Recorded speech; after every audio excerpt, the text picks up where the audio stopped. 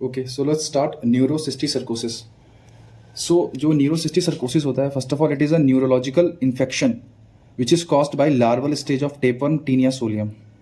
तो यहाँ से हमें 2 पॉइंट ध्यान में रखने हैं। सबसे पहला, it is a neurological infection, मतलब जिसमें हम लोग का सीनस इन्वॉल्व होगा। सेकंड क्या है, it is caused by larval stage. जो लार्वल स्टेज होती है टीनिया सोलियम की, वो कॉज करती है।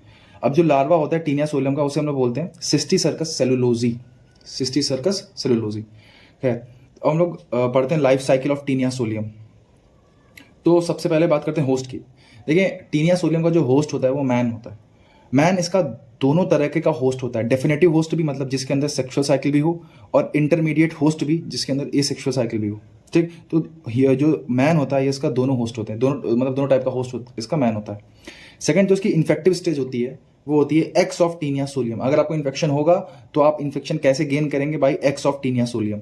मोड ऑफ ट्रांसमिशन क्या होता है? मोड ऑफ ट्रांसमिशन होता है इसका injection of contaminated food and water. या तो हमने कंटामिनेटेड फूड एंड वाटर का इंटेक कर लिया है, या तो होता है हमें ऑटो इन्फेक्शन। ऑटो इन्फेक्शन का मतलब क्या है कि बॉडी में इन्फेक्शन है और वो इन्फेक्शन हम उसे और किसी तरह से फैला रहे हैं, या अगर वो बॉडी से निकल भी रहा है तभी उसे वापस से बॉडी में ले आ रहे हैं। जैसे कि एक्सटर्नल ऑटो इन्फेक्शन, ये होता है due to unhygienic personal habits, ठीक है, की वजह से।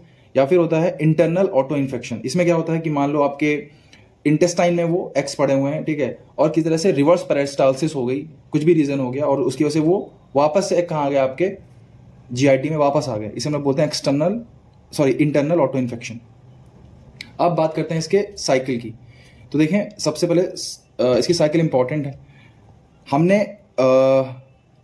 ये इन्फेक्शन गेन कैसे किया? By eggs of Taenia solium, ठीक है, चाहे हमने कंटामिनेटेड फूड या वाटर खा लिया, या कैसे भी एक्स हमारे अंदर आ गया। अब वो एक्स जो हैं वो इंटेस्टाइन के अंदर चेंज होते हैं एम्ब्रियो में। एम्ब्रियो में अब वो चेंज हो गए। अब जो एम्ब्रियो है ये पेनिट्रेट कर देता है इंटेस्टाइन को। It penetrates the intestine and इंटर्स in the portal circulation, और फिर पोर्टल सर्कुलेशन में आ जाता है, ठीक। और फिर पोर्टल सर्कुलेशन के थ्रू ये subcutaneous tissue, muscles, eyes, brain, इनमें फैल जाता है, ठीक। और फिर वहां पे जाके ये चेंज होता है अपनी लार्वल स्टेज पे, जो कि इसकी इन्फेक्टिव स्टेज होती है। समझ रहे हैं? एक्स इन्फेक्टिव स्टेज नहीं है, ना एम्ब्रियो है, ठीक। जब ये ऑर्गन्स तक पहुंच गया थ्रू हेमाटोजेनेसिस स्प्रेड, जैसे मसल, आई, ब्रेन, तब वहां पे जाके ये अपनी इन्फेक्टिव स्टेज, लार्वल स्टेज में कन्वर्ट होता है, ठीक। अब थोड़ी सी बात कर लेते हैं सिस्टीसर्कस सेलुलोजी की, जो कि इसका लार्वा होता है। 5 से 10 mm लॉन्ग होता है, 8 से 10 mm वाइड होता है। ये सब डेटा याद करने की जरूरत नहीं है।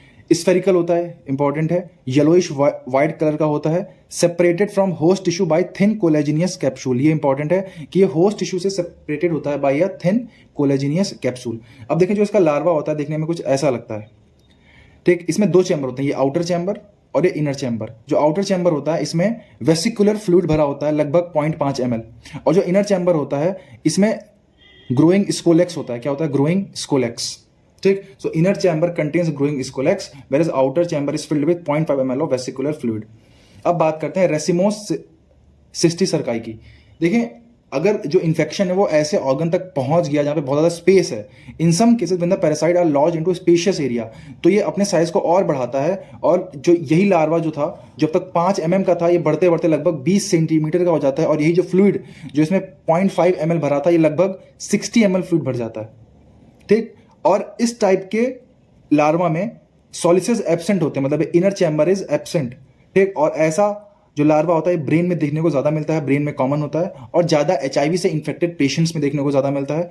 और अगर ये इस टाइप का लार्वा मिल रहा है आपको, इसका मतलब जो प्रोग्नोसिस है बहुत ही पुअर होने वाली है, ठीक। अब आते हैं हम लोग क्लिनिकल फीचर पे सिस्टीसर्कोसिस के। देखें, सिस्टीसर्कोसिस कई टाइप का हो सकता है मस्कुलर सिस्टीसर्कोसिस हो सकता है ऑक्यूलर सिस्टीसर्कोसिस हो, लेकिन जो सबसे कॉमन होता है वो होता है न्यूरोसिस्टीसर्कोसिस। इसका मतलब वो जो लार्वा होता है वो सबसे ज्यादा इफेक्ट जनरली किसको करता है? ब्रेन को। लगभग 60 to 90% केसेज जो हमें सिस्टीसर्कोसिस को मिलते हैं वो कहाँ पे मिलते हैं? ब्रेन में। Most common form of cysticercosis, ठीक। चलो, अब जो न्यूरोसिस्टीसर्कोसिस होता है, it is the most common parasitic infection of sinus in man. आदमी में ये सबसे कॉमन पैरासिटिक इन्फेक्शन जो कि सीनस को होता है वो न्यूरोसिस्टीसर्कोसिस ही होता है। और most common cause of adult onset of epilepsy throughout the world. अगर अडल्ट को एपिलेप्सी आ रही है तो ये मोस्ट कॉमन कॉज, मतलब ज्यादा चांसेस है कि वो एपिलेप्सी का रीजन क्या है? न्यूरोसिस्टीसर्कोसिस है, ठीक। अब आगे बढ़ते हैं। अब एज के बारे में बात करते हैं तो जनरली 30 से 50 साल जिनकी एज होती है उनको इफेक्ट करता है।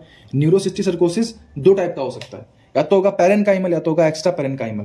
पेरेन्काइमल का मतलब क्या है कि जो हमारा लार्वा है वो जाके ब्रेन की पेरेन्काइमा को इन्फेक्ट कर रहा है, या फिर ये पेरेन्काइमा को छोड़ के जो बाकी की साइट्स हैं जैसे कि मेनिंजेस हैं, वेंट्रिकल्स हैं, स्पाइनल कॉर्ड है, सब एरिकनॉइड स्पेस है, उनको इफेक्ट कर रहा है।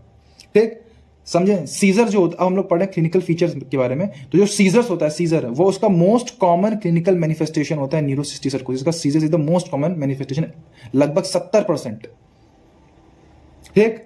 Hydrocephalus, hydrocephalus most common extra parenchymal feature. अगर neurocysticercosis extra parenchymal region में हो रहा है तब मोस्ट कॉमन फीचर क्या है? हाइड्रोसिफेलस। ठीक। अगर आपसे ओवरऑल भी पूछेंगे तब भी सीजर ही आंसर देना। अगर वो पूछें बताओ एक्स्ट्रा पेरेन्काइमल में क्या है, तब हाइड्रोसिफेलस बोलना है। ठीक। अब आ जाए अदर। अदर क्या क्या फीचर्स आ सकते हैं? तो इंक्रीज्ड इंट्राक्रेनियल प्रेशर, ठीक, क्रोनिक मेनिंजाइटिस कॉज कर सकता है, सेरेब्रल आर्टेराइटिस कॉज कर सकता है। इसका मतलब जो सेरेब्रल आर्टरीज है उनमें सूजन हो जाना, और ये जनरली तब होती है जब एक्स्ट्रा पेरेन्काइमल में ये सब एग्नॉइड स्पेस को इफेक्ट करता है, तब क्या होता है? Generally cerebral arteritis. नेक्स्ट, इसमें बेसल और वेंट्रिकुलर इन्वॉल्वमेंट भी हो सकता है अगर इन्फेक्शन बहुत काफी टाइम तक रह गया तो। अब जो एनसीसी है मतलब न्यूरोसिस्टिक सर्कोसिस, वो 4 मॉर्फोलॉजिकल स्टेजेस में रहता है। सबसे पहले वेसिकुलर स्टेज जो भी आपने पढ़ी, वेसाइकल्स, जिसमें वेसिकुलर फ्लूइड भरा हुआ था। सेकंड है नेक्रोटिक, ये जिस रीजन में होगा उस एरिया की सेल्स का नेक्रोसिस कॉज करने लगेगा। फिर वो नेक्रोटिक सेल्स, जो सड़ी हुई सेल्स हैं, वो नोड्यूल फॉर्मेशन करने लगेंगी और कुछ टाइम बाद उन नोड्यूल का कैल्सिफिकेशन हो जाएगा। तो 4 स्टेज होती हैं, vesicular, necrotic, nodular, calcified. VMMC college होता है, एक फेमस कॉलेज है दिल्ली का, एम्स के बाद आता है वीएमएमसी, तो बस आप उसको वीएनएनसी कर लें। वेसिकुलर, नेक्रोटिक, नोड्यूलर और कैल्सिफाइड, ये 4 स्टेजेस होती हैं एनसीसी की। अच्छा, अब एक ये ज्ञान की बात है कि जो एनसीसी और एचआईवी का क्या लिंक है। तो ऐसा मतलब जनरली देखा गया है कि एनसीसी के केसेस उन पेशेंट में ज्यादा देखने को मिलते हैं जो एचआईवी से इन्फेक्टेड है। ठीक। और अदर फॉर्म ऑफ सिस्टिक सर्कोसिस, तो अदर फॉर्म हमने पढ़ा अभी न्यूरोसिस्टिक सर्कोसिस एक फॉर्म है, उसके अलावा कौन कौन सी फॉर्म हो सकती है? तो बस नाम याद रखें, subcutaneous cysticercosis, muscular cysticercosis and ocular cysticercosis. बस इसमें आंख इफेक्ट हो रही है, इसमें मसल इफेक्ट हो रही है, इसमें स्किन इफेक्ट हो रही है। ठीक। अब पढ़ते हैं इसकी एपिडेमियोलॉजी के बारे में। देखें, एपिडेमियोलॉजी की बात करें तो ये मेजर हेल्थ प्रॉब्लम है थ्रू आउट द वर्ल्ड। ठीक, काफी बड़ी प्रॉब्लम है।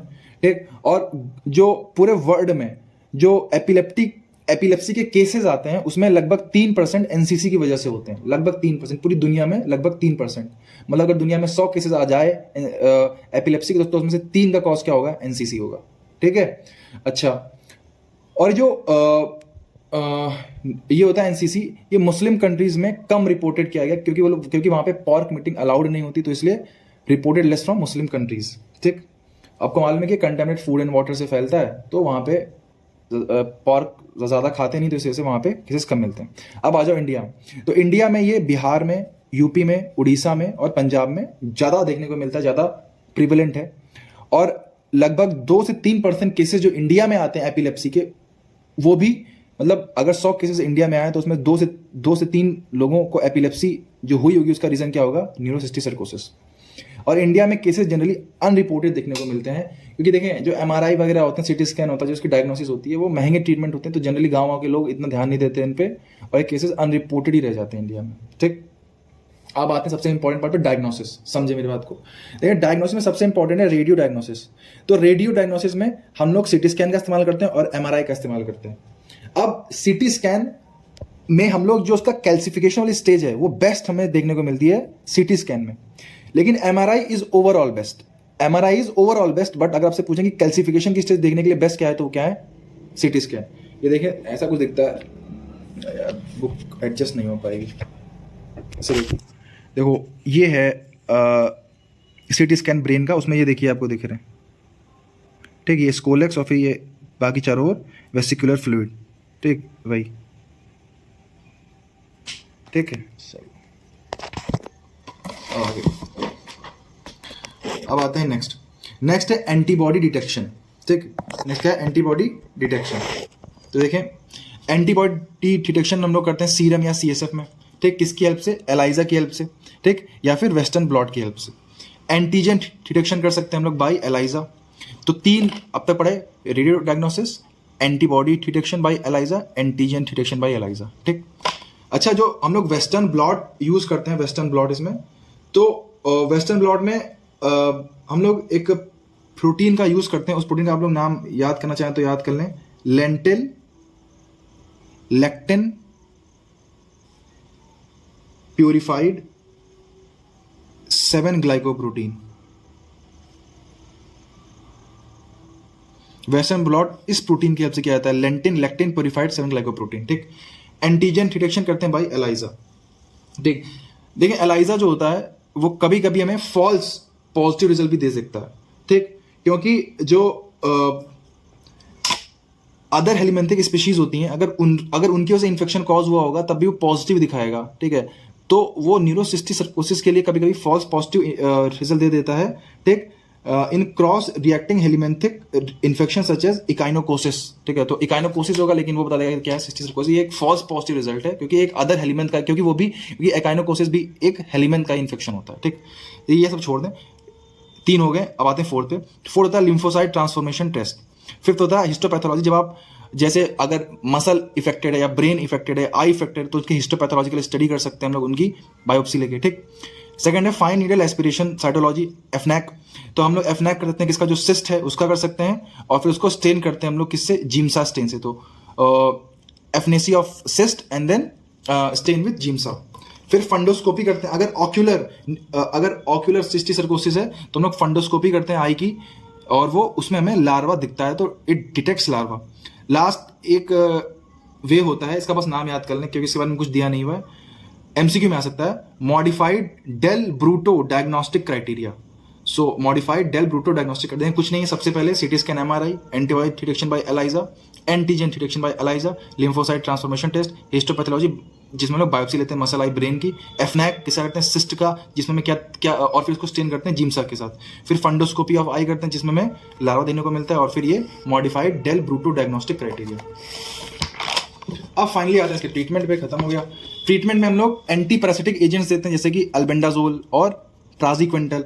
अब जो प्राजिक्विंटल है ये आप समझ लें कि ये जितने भी सिस्टोड और ट्रिमेटोड इन्फेक्शन होते हैं उनके लिए जनरली ड्रग ऑफ चॉइस यही होता है। It is drug of choice for generally all cestode and trematode infection, ठीक।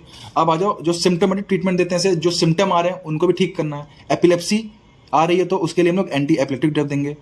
इन्फ्लामेशन हो गया है तो ग्लूकोकॉर्टिकॉइड्स देंगे। अगर हाइड्रोसिफेलस है तो हम लोग उसके लिए करते हैं वेंट्रिकुलो पेरिटोनियल शंटिंग करते हैं, ठीक है, उसको, और वो जो एक्सेस फ्लूइड है उसको बाहर निकालते हैं। लास्ट है सर्जरी कर सकते हैं, अगर कुछ नहीं हो सकता तो फिर हम लोग को सर्जरी रिमूव करना पड़ता है, स्पेशली जब वो रेसिमोस वाला होता है, ठीक है, तो फिर उसको सर्जरी रिमूव करना पड़ता है। अच्छा, और प्रिवेंशन के लिए हम लोग क्या कर सकते हैं, तो पर्सनल हाइजीन रखें अपना, इफेक्टिव फीकल डिस्पोजल करें, और वैक्सीन टू प्रिवेंट पोर्साइन सिस्टिक सर्कोसिस। कुछ ऐसी वैक्सीन बनी है जो कि सुअर के लिए बनी है, पिग के लिए बनी है, ताकि उसमें सिस्टिक सर्कोसिस ना हो, उसमें नहीं होगा तो फिर वो ट्रांसफर नहीं होगा फर्दर ह्यूमंस में, ठीक है। तो this was all about neurocysticercosis. Thank you.